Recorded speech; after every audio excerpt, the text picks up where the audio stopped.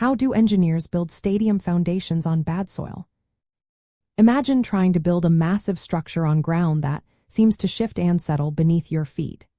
It might sound impossible, but engineers have developed a variety of innovative techniques to create stable foundations even when the soil is less than ideal.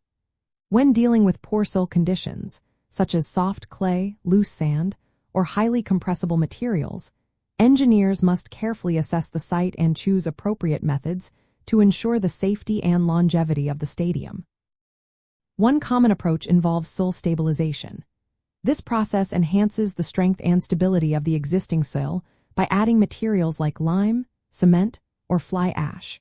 These materials chemically react with the soil particles, increasing cohesion and reducing compressibility.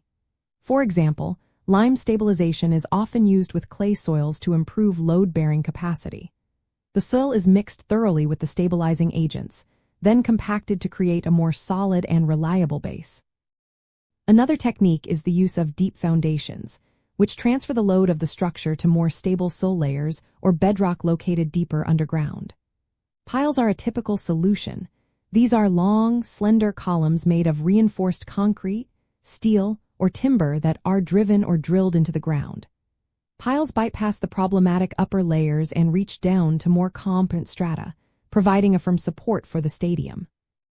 The piles are then connected with a reinforced concrete mat or pile cap, distributing the load evenly across the foundation.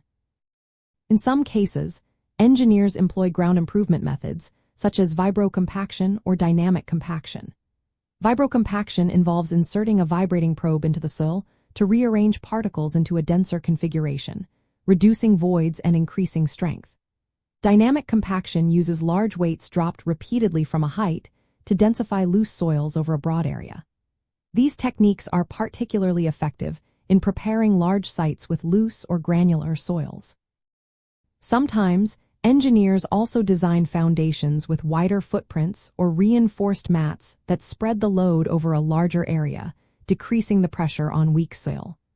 This approach minimizes settlement and reduces the risk of uneven shifting.